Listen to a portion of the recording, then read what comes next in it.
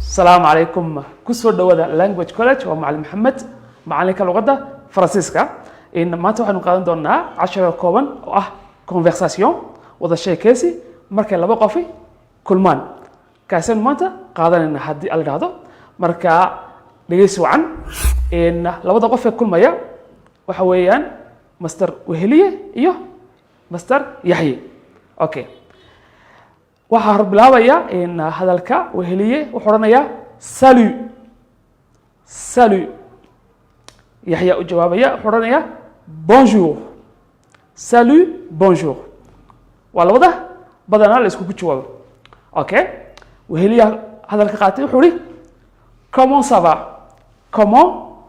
va Yahya u jawaabaya wuxuu oranaya je vais bien merci et toi Je vais bien, merci. Et toi? Je vais bien. En fait, merci, Mahassanid. Et toi? Adna. Ok? Il y a une je vais très bien. Ou un accent. Comment tu t'appelles? Maga'a. Yahya Uri. Je m'appelle Yahya. Je m'appelle Yahya. Maga'a quoi Yahya? Et toi, aduguna, weheli ayri, moi, aniga, c'est weheli, aniga, wahala iraha, weheli, ama magacaygu waa weheli. Weheli hadalkayga qaatay wuxuu ri tu viens d'où? Xagee baad ka timid? Ay ka dhigan tahay. Ama de wadankeed ka soo jeedaa labadaba way noqotaa imika waa wadankeed baad ka soo jeedaa ayaa loola jeedaa. Tu viens d'où? Okay? Yahya waa yiri Je suis somalien. Anugu Somali baan ahay. Je suis somalien. Anugu Somali baan ahay. Okay? Weheliya hadalkii qaatay wuxuu ku yiri tu as quel âge? Tu as quel âge? Imise jir baad tahay. Okay? Yahya baa ku yiri j'ai 23 ans. J'ai 23 ans. Waxaan ahay 23 jir. Weheliya ugu jawaabay moi j'ai 24. Anugu afar la jir baan ahay. Moi j'ai 24.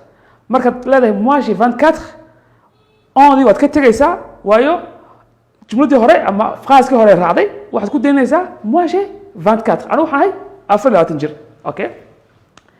Yahya su'aal weydiiyey wuxuu yiri où habites-tu maintenant? Où habites-tu maintenant? Xagee baad degan tahay imika? Weheliyaa ku yiri Hargeysa.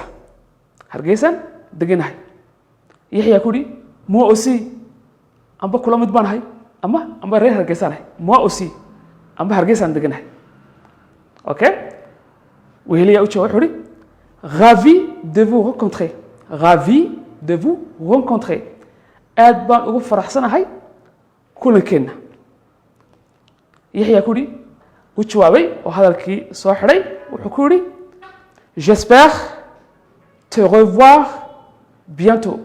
J'espère te revoir bientôt. J'espère waxaan rajaynayaa te revoir inaan dib ku arki doono bientôt si dhaqso ah leh ama si dhow.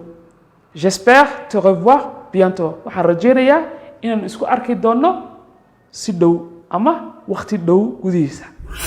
In wada sheekaysigii dhex maray in Yahya iyo weheliyana xagga inoogu joogo waana in conversation loogu talagalay labada qof markay kulbaan marka ugu horeysa sheekada dhex mari karta tusaale ah in ayuha in casharkeen maanta in xagga inoogu joogo intan iskugu imanayno casharka lamida haddii alla yiraahdo waa anu macallin Maxamed oo idin leh dhammaantiin à très bientôt.